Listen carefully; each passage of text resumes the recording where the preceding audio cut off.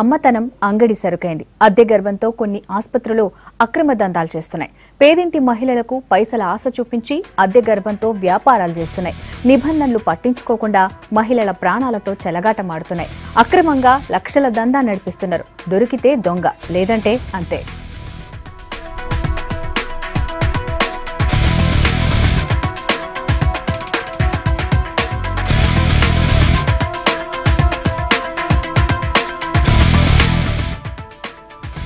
Surrogacy ఇది పిల్లలు లేని దంపతులకు ఓ వరం.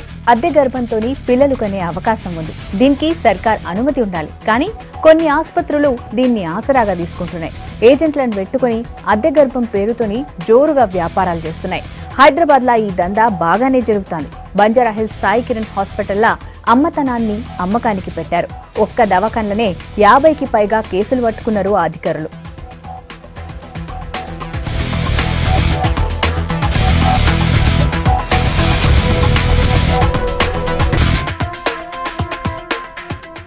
సరోగసి పేరుతో అద్దె గర్భాలు చేస్తున్న వారి మీద కఠిన చర్యలు తీసుకుంటామన్నారు మంత్రి లక్ష్మారెడ్డి. ఎర్రగడ్డ మెంటల్ దవాఖానాల కొత్త భవనానికి భూమి పూజ చేశారు. అట్లనే మెడికల్ కాలేజీల 8 కొత్త బస్సులను మొదలుపెట్టారు. సరోగసి కోసం అవసరమైతే ప్రత్యేక చట్టం తీసుకొస్తామన్నారు మంత్రి లక్ష్మారెడ్డి.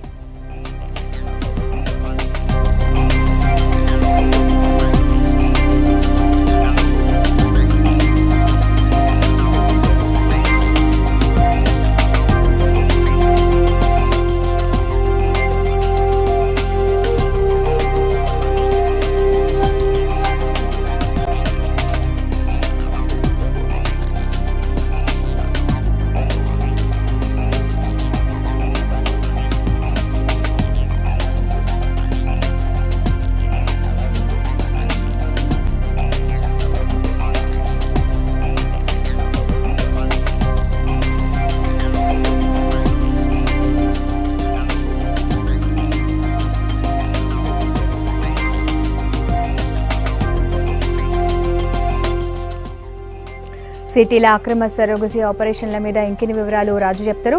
రాజు, అసలు సాయి కిరణ్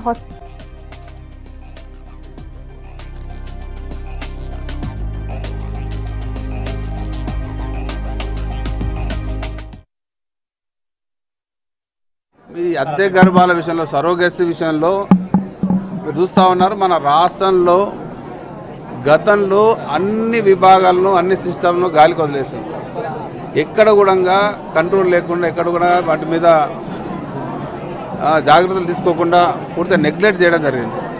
ఇప్పుడిప్పుడే ఒకటొకటిగా సిస్టమ్ సెటప్ చేసుకుంటూ వస్తూ ఉన్నాం. మరి ఈ విషయంలో కూడా తప్పకుండా జాగ్రత్తలు తీసుకొని ఒక సిస్టమ్ ఏర్పాటు చేసి, ఒక నామ్స్ ప్రకారం వాళ్ళు ఎట్లయితే ఇప్పుడు ఈ కిడ్నీ పేషెంట్ కిడ్నీ ఇవ్వడానికి ఒక సిస్టమ్ ఏర్పాటు చేయడం జరిగిందో, కిడ్నీ డొనేట్ చేయాలంటే దానికి కొన్ని రూల్స్ ఏర్పాటు చేయడం జరిగింది. అట్లాగే ఈ విషయంలో కూడా మరి ఆ నామ్స్ను అలాట్ చేసి భవిష్యత్తులో ఎటువంటి ఇబ్బందులు జరగకుండా, ఎటువంటి మరి అంటే అనుకోని సంఘటన జరగకుండా, మరి వీళ్ళు వేరే రకంగా పోకుండా పర్ఫెక్ట్గా జరిగేటట్టు, అంటే ఆ సిస్టమ్ ప్రకారం, నామ్స్ ప్రకారం జరిగేటట్టు చర్యలు తీసుకుని జరుపుతాం.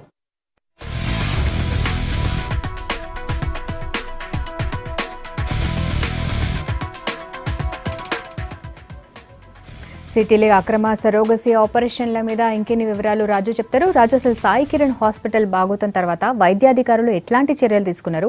సరోగసి అక్రమాల మీద అప్డేట్స్ ఏంటి? Thank you Radhika. ఇదే బంజారాహిల్స్లోని సాయి కిరణ్ హాస్పిటల్. ఈ సాయి కిరణ్ హాస్పిటల్లో ఏళ్ల తరబడిగా అద్దె గర్భాల దందా కొనసాగుతుందని నిన్న టాస్క్ ఫోర్స్ పూలు చెప్పారు. దానికంటే ముందుగానే V6 లాస్ట్ ఇయర్, పోయిన సంవత్సరం 8వ తారీఖు 8వ నెల 2016లోనే అద్దె గర్భాలు గ్రేటర్ హైదరాబాద్ పరిధిలో జోరుగా సాగుతున్నాయి. అమాయక ప్రజలను, వాళ్ళ ఆర్థిక ఇబ్బందుల ఆసరాలను బేస్ చేసుకొని చాలామంది ముఠాలు సిటీలో అద్దె గర్భాలను నిర్వహిస్తున్నారు. ఒక రాకెట్లా కొనసాగుతుంది. హాస్టల్స్ మెయింటైన్ చేస్తూ పెళ్ళైన పెళ్లి కాని మహిళలను కూడా అద్దె గర్భాల పేరుతో తీసుకొచ్చి వాళ్ళను ప్రలోభపెట్టి వాళ్ళని తీసుకొచ్చి నెలల పాటు హాస్పిటల్స్లోనే, ఇక్కడ ఇదే హాస్పిటల్లో, సాయి కిరణ్ హాస్పిటల్లో చికిత్స చేయిస్తూ హాస్టల్స్లో తీసుకుపోయి వాళ్ళని ఉంచుతూ వాళ్ళకి కావాల్సిన ఆహార పదార్థాలను కావచ్చు, వైద్య సేవలను కావచ్చు అందిస్తున్నారు. అయితే లాస్ట్ ఇయర్ చూసుకుంటే 8వ తారీఖు 8వ నెల రాజమండ్రికి సంబంధించిన ఒక యువతిని పెళ్ళై వారం రోజులు కూడా కాలేదు వరకట్నం సంబంధించి ఆ అమ్మాయి మీద ఆ వరకట్నం ఇస్తేనే ఇంటికి రా లేకపోతే లేదు అని తన భర్త వదిలి వెళ్ళిన తర్వాత ఆ పేదరాలు అయిన చిన్ని అనే యువతిని ఇంట్లోనే ఉంటే ఇంటి పక్క స్థానికులు వాళ్ళందరూ ఏదో ఒక పని చేసుకొని బతకాలి, మీరు చాలా పేదవాళ్ళు కాబట్టి ఏదో పని చేసుకో, నువ్వు హైదరాబాద్ వెళ్తే చాలా పనులు ఉంటాయి, నువ్వు హైదరాబాద్లో ఎక్కడికి వెళ్ళినా ఏదో ఒక పని దొరుకుతాయి, ఇళ్ళల్లో పాచి పని కావచ్చు ఇంకేదైనా పని కావచ్చు చాలా పనులు దొరుకుతాయని చెప్పారు. అక్కడ నుండి ఆ యువతిని చిన్ని అనే యువతిని తీసుకొచ్చి ఇక్కడ శ్రీలక్ష్మి అనే యువతికి అక్కడ ఒక మహిళ లక్ష్మి అనే మహిళ తీసుకొచ్చి ఇక్కడ శ్రీలక్ష్మి అనే మహిళకు అప్పచెప్పడం జరిగింది. ఆ శ్రీలక్ష్మి అనే మహిళ మన ఖైరతాబాద్ సర్కిల్లో అమ్మ ఆర్ట్ బ్యాంక్ అనే నిర్వహిస్తుంది. అందులోనే అద్దె గర్భాలకు సంబంధించిన వ్యవహారం అంతా కొనసాగిస్తుంది. ఆ శ్రీలక్ష్మి అనే మహిళ ఆమెను ఇంట్లో పనిచేయడంతో పాటు అద్దె గర్భం కూడా నువ్వు మోస్తే అద్దె గర్భం వేరేటోళ్ళ గర్భం నువ్వు మోస్తే 9 నెలల పాటు మోస్తే నీకు 50 నుండి ₹1,00,000 వరకు వస్తుంది, నీకు ఆర్థిక ఇబ్బందులు ఉంటాయి, నువ్వు తర్వాత కూడా ఇది ఎవరికి చెప్పకుండా మళ్ళీ నువ్వు మీ అత్తగారింటికి వెళ్ళొచ్చు, నీ భర్తతో ఉండొచ్చు అనే మాయమాటలు చెప్పడంతో ఆమె కూడా ఫస్ట్ ఒప్పుకున్నట్టు ఒప్పి అక్కడ ఉన్న పరిస్థితులను కావచ్చు అక్కడ అద్దె గర్భం మోసే మహిళలను చూసి భయభ్రాంతులకు గురై ఆ సమాచారం ఎవరికి చెప్పాలో కూడా తెలియకపోవడంతో తన దగ్గర ఉన్న సెల్ నెంబర్ కూడా గుంజుకోవడంతో ఒకానొక సందర్భంలో ఆ పక్క అపార్ట్మెంట్ వాళ్ళ సహకారంతో వాళ్ళ అన్నకు ఫోన్ చేసి నేను పలానా చోట్ల ఉన్న పలానా సమయంలో 10:10 నుండి ఉదయం 10:30 నుండి 11 గంటల వరకు సమయంలోనే నాకు ఫోన్ చేయి లేకపోతే నేనన్నా ఫోన్ చేస్తా అని చెప్పడంతో తన అన్న హుటాహుట్టిన వాళ్ళు కూడా చాలా నిరుపేదవాళ్ళు, అసలు డబ్బులు లేని పరిస్థితి, ఇంటి పక్క వాళ్ళను డబ్బులు ట్రైన్ ఛార్జీలు బస్ ఛార్జీలు డబ్బులు అడుక్కొని వచ్చి ఆ ఖైరతాబాద్ సర్కిల్ అమ్మ ఆర్ట్ బ్యాంక్ ఆడ ఉంది అక్కడికి వచ్చి అడ్రస్ వెతుక్కుంటున్న సమయంలో మనకు తారాసపడ్డారు. V6 రిపోర్టర్స్కు తారాసపడి అక్కడి నుండి సమాచారం తెలుసుకొని పోలీసులకు ఫిర్యాదు చేయడం, పోలీసులు కూడా వాళ్ళ సహకారంతో అమ్మ ఆర్ట్ బ్యాంక్ కాడికి పోయి దాడులు కూడా చేయడం జరిగింది. మనం విజువల్స్ చూడొచ్చు. అక్కడ చేసిన తర్వాత అసలు విషయం తెలుసుకుంటే అమ్మ ఆర్ట్కు సంబంధించిన బ్యాంక్ వాళ్ళు ఈ సాయి కిరణ్ హాస్పిటల్కు ఇక్కడికి రెగ్యులర్గా పేషెంట్లను పంపిస్తారు. అమ్మ ఆర్ట్ బ్యాంక్తో పాటు ఇతర కొన్ని ఏజెన్సీలు ఈ ముఠాలు ఉన్నాయి. ఈ సాయి కిరణ్ హాస్పిటల్ను బేస్ చేసుకొని అద్దె గర్భాలను ఈ దందా కొనసాగిస్తున్నారని ఇది మనకు స్పష్టంగా అర్థమవుతుంది. కానీ ఆ రోజే అదే నెల ఆగస్టు 8వ తారీఖు నాడు వాళ్ళు బాధితులు పిఎస్కు పోయినా కూడా కానిస్టేబుల్ సహకారంతో ఇది అద్దె గర్భాల దందా కొనసాగుతుందని స్పష్టంగా తెలిసినప్పుడు కూడా సైఫాబాద్ పిఎస్కి పోయినా కూడా పోలీసులు మాత్రం కేసు ఫైల్ చేసుకోలేదు. ఇది మామూలుగా మిస్సింగ్ కేసు, వాళ్ళు దొరికింది, వారు వెళ్ళిపోయారు అని చెప్పి అక్కడికక్కడికి సెటిల్మెంట్ చేసిళ్ళు. కానీ అదే పోలీస్ స్టేషన్ సంబంధించిన వాళ్ళు పోలీసులు ఆ రోజే కేసును ఛేదిస్తే ఈ ఇష్యూ అనేది లాస్ట్ ఇయర్ యువతులు కావచ్చు మహిళలు కావచ్చు సేఫ్ అయ్యేవారు. కానీ టాస్క్ ఫోర్స్ పోలీసులు ఏదో అమాయకుడు ఏదో గుర్తు తెలియని వ్యక్తులు సాయి కిరణ్ హాస్పిటల్లో మొత్తం పూర్తిగా అద్దె గర్భాలే ఉన్నది, మిగతా ట్రీట్మెంట్ ఏం లేదు, ఒక అద్దె గర్భాల దందానే కొనసాగుతుందని చెప్పడంతో టాస్క్ ఫోర్స్ పోలీసులు ఈ కేసును మొత్తం ఛేదించు. అయితే సాయి కిరణ్ హాస్పిటల్ పేరుకు హాస్పిటల్కి కానీ మొత్తం అద్దె గర్భాలకు సంబంధించింది ఆర్డినెన్స్ అదే లాస్ట్ ఇయర్ ఆగస్టు నెలలోనే కేంద్రం ఒక ఆర్డినెన్స్ కూడా తీసుకొచ్చింది. అద్దె గర్భాలు ప్రోత్సహించద్దు, అది అద్దె గర్భాల రూల్స్ ప్రకారం విదేశీయులకు అసలుకు అద్దె గర్భాలను ఇవ్వద్దు, ఇక్కడి సంతతి అక్కడికి వెళ్ళకూడదు అని కూడా చెప్పడం జరిగింది. కానీ మాత్రం ఇక్కడ కొంతమంది ముఠా కావచ్చు కొంతమంది హాస్పిటల్ సంబంధించిన వాళ్ళు కావచ్చు విచ్చలవిడిగా అద్దె గర్భాలను ప్రోత్సహిస్తున్నారు. అద్దె గర్భం ఎవరికైనా కావాలా చట్ట ప్రకారం కావాలన్నా కూడా అద్దె గర్భం మోసే మహిళ తన బంధువులకు తన కుటుంబంలో సభ్యుడై ఉన్న వాళ్లకు తన భర్త సహకారంతోనే తనకు 2 పిల్లలై ఉన్న తర్వాతనే అద్దె గర్భం మోయాల్సిన అవసరం ఉంటుంది. కానీ ఇప్పుడు చూసుకున్నట్లయితే హైదరాబాదులో 2 తెలుగు రాష్ట్రాలకు సంబంధించిన అమాయక యువతులను మహిళలను అద్దె గర్భాల పేరుతో మాయమాటలు చెప్పి అద్దె గర్భాల ముసుగులో దించుతున్నారు, కోట్ల రూపాయలను దండుకుంటున్నారు. వాస్తవానికి ఒక అద్దె గర్భం మోసిన మహిళ పేరుతో 10 లక్షల వరకు బేరం మాట్లాడుకున్న ముఠా సభ్యులు తర్వాత ఆ మహిళకు మాత్రం 50 నుండి లక్షలోపే ఇచ్చి చేతులు దులుపుకుంటున్నారు. ఆరోగ్య పరంగా చాలా 9 నెలల పాటు చిత్రహింసలు పడుతుంది. ఆ తల్లి మోసిన గర్భాన్ని ఎవరికో దానం చేయబడుతుంది. ఏదో చాలని డబ్బులతోనే ఆమె అద్దె గర్భం మోసినప్పటికీ కూడా వాళ్ళు మాత్రం ఈ ముఠా ఈ హాస్పిటల్స్ వాళ్ళు కావచ్చు లేకపోతే మనకు అమ్మ ఆర్ట్ బ్యాంక్ లాంటి ముఠాలు కావచ్చు కోట్ల రూపాయలు దండుకుంటున్నారు. పసి పాపలను తల్లులను వాళ్ళ పేరుతో చెప్పి అద్దె గర్భం ముసుగులో పిల్లలు లేరని ఎవరైనా వస్తే వాళ్ళకు ఇంత 10 లక్షల దాకా 20 లక్షల దాకా ఖర్చు అవుతుంది, మీరు చెప్తే మేము అద్దె గర్భాలు మోసే యువతులను కావచ్చు మహిళలను కావచ్చు తీసుకొచ్చి వాళ్ళను చేస్తాము, మీకు 12 పిల్లగాళ్ళని ఇస్తాము, 12 అమ్మాయిలను లేకపోతే అబ్బాయిలను కనిస్తామని చెప్తారు.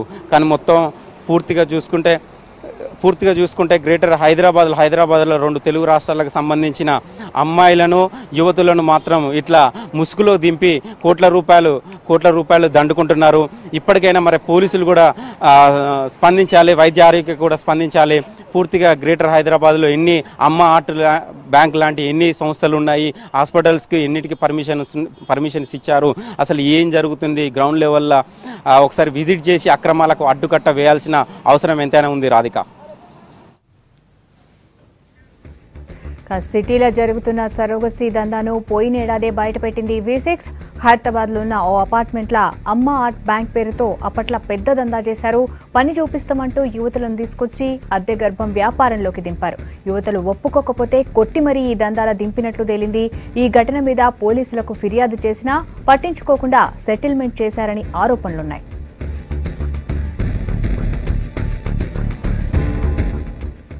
అక్రమ సరోగసీ మీద ఫిర్యాదులు చేసినా పట్టించుకుంటలేరన్న ఆరోపణలున్నాయి. దీని మీద ఇంకిని వివరాలు రవికిరణ్ చెప్తారు. రవికిరణ్, చెప్పండి. సరోగసీ అక్రమాల మీద కంప్లైంట్ చేసినా పోలీసులు పట్టించుకుంటలేరన్న విమర్శలున్నాయి. దీనికి సంబంధించి పోలీసులు ఏమంటుండ్రు?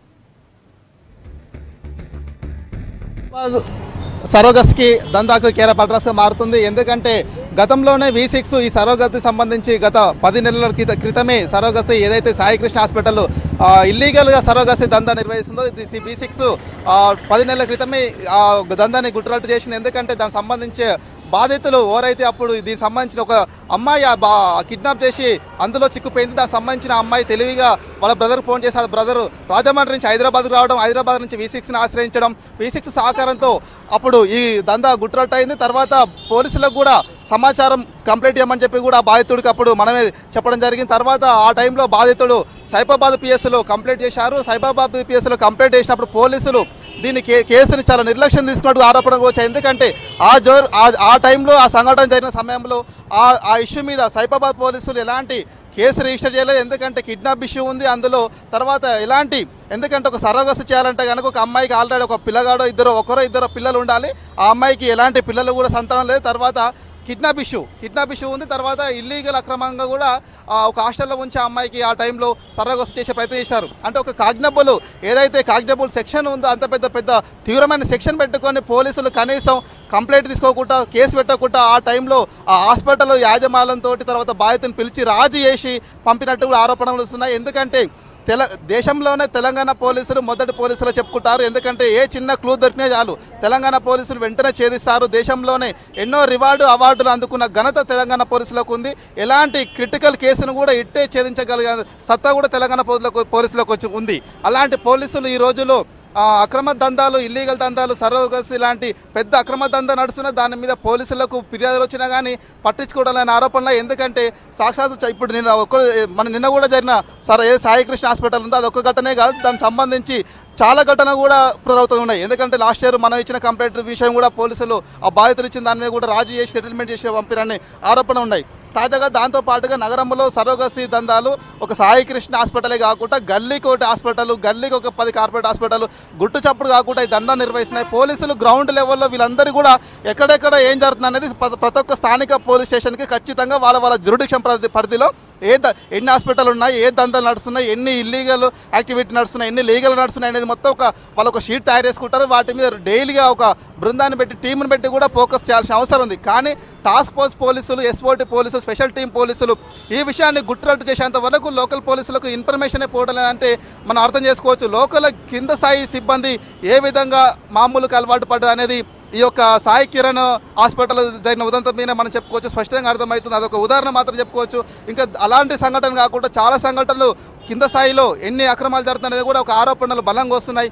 ఎందుకంటే గ్రౌండ్లో ఎలాంటి ఇల్లీగల్ యాక్టివిటీ నడవకుండా ఎలాంటి దందాలు నడిచినా ఏం నడిచినా కానీ దానికి సంబంధించి లోకల్ పోలీసు ఖచ్చితంగా ఒక స్పష్టమైన ఇన్ఫర్మేషన్ ఉంటుంది. వెంటనే వాళ్ళు కనుక ప్రాథమిక టైంలో అంటే ఏదైతే ఇన్ఫర్మేషన్ వచ్చిందో అదే సమయంలో ఖచ్చితంగా వాళ్ళు రైడ్ చేసి పక్కగా ప్లాన్ చేసి కేసు పెట్టి అరెస్ట్ చేస్తే కనుక ఈ రోజు ఇలాంటి పరిస్థితి వచ్చేది కదా. ఆ రోజు ఆ టైంలో ఆ బాధితుడు V6 ద్వారా గుట్రట్ అనే విషయాన్ని ఆ రోజు ఆ బాధితుడు ఇచ్చిన కంప్లైంట్ సీరియస్గా తీసుకొని కేసు నమోదు చేసి ఉంటే ఈ రోజు సాయి కిరణ్ లాంటి హాస్పిటల్ ఈ ఉదంతం ఈ రోజు జరిగి ఉండేది కాకపోవచ్చు. ఎందుకంటే చాలా వరకు బాధితులను గుడ్డిగా నమ్మి వస్తున్నారు. ఎలాంటి పర్మిషన్ లేవు సరోగసి నిర్వహించుకునేందుకు. కేవలం 3 ఆసుపత్రులకు మాత్రమే పర్మిషన్ ఉన్నది. ఇల్లీగల్గా ఎవరైతే సరోగసి నిర్వహిస్తున్నారో అక్కడ పేషెంట్లకు ఏమైనా అయితే కనుక ఎవరు రెస్పాన్సివ్ ఉండరు. అప్పుడు బాధితులకే టోటల్ నష్టం జరగాల్సి ఉంటుంది. తర్వాత ఎవరైతే ఇదంతా దందా నిర్వహిస్తున్నారో వాళ్ళు తర్వాత పోలీసులతోటి ములాఖతు కావడం, వాళ్ళతో మామూలుగా తీసేసుకోవడం, కేసు లేకుండా రాజీ చేసుకొని లోకల్ స్థాయిలో ఉన్న పోలీసు సిబ్బంది ఎస్ఐ స్థాయి క్యాడర్ కూడా ఇలాంటి ఘటనలకు పాల్పడుతున్న ఒక విమర్శల ఆరోపణలు ఉన్నాయి.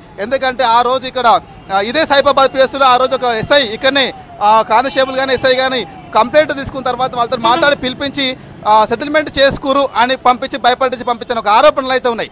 ఇలాంటి ఘటనలు చెప్పుకుంటూ చాలానే ఉన్నాయి. ఎందుకంటే వీటన్నిటి మీద పోలీసులు ఇప్పటికైనా, ఎందుకంటే తెలంగాణ పోలీస్ అంటేనే దేశంలో ఒక పేరుంది కాబట్టి ఇలాంటి ఇల్లీగల్ దందాలు, ఇలాంటి సరోగసి నిర్వహించే పెద్ద ఇలాంటి ఇల్లీగల్ దందాల మీద ఖచ్చితంగా ఉక్కుపాదం మోపాల్సిన అవసరం ఉంది. ఇప్పటికైనా పోలీసులు ఇలాంటి ఘటనల మీద పోలీసు బాసులు సీరియస్ తీసుకొని ఒక రోడ్ మ్యాప్ని తయారు చేసుకొని ఇల్లీగల్ దందాల మీద, ఇలాంటి సరోగసి ఇల్లీగల్ యాక్టివిటీ మీద స్పెషల్గా పెట్టాల్సింది హాస్పిటల్. ఎందుకంటే పోలీసులకు ఎక్కడికైనా ఒక ఇల్లీగల్ దందా నడుస్తుందనే విషయం తెలిస్తే కనుక వెళ్ళి ఎమ్మట రైడ్ చేయదగ్గ వీళ్ళకు స్పెషల్ అధికారాలు ఉంటాయి కాబట్టి వాటిని అన్ని సరైన విధంగా ఉపయోగించుకొని కరెక్ట్గా చేస్తే కనుక ఈరోజు ఏదైనా ఇలాంటి ఘటనకు పునరావృత అవకాశం లేదు. కాబట్టి ఇప్పటికైనా తెలంగాణ పోలీసులకు ఎంత పేరుందో అదే పేరు స్థాయిలో ఇల్లీగల్ దందా కూడా కంట్రోల్ చేసేందుకు పోలీస్ బాసులు సరైన రోడ్ మ్యాప్ తయారు చేసి కనుక కింద స్థాయి సిబ్బందికి ఒక రూట్ ప్లాన్ తయారు చేసుకొని వాళ్ళకు కొన్ని ఇన్స్ట్రక్షన్ ఇస్తే కనుక ఇవి కఠినంగా అమలు చేయిస్తే ఇలాంటి దందాలు జరగకుండా ఉండే అవకాశం ఉంటుంది. రాధిక. Thank you Ravikiran.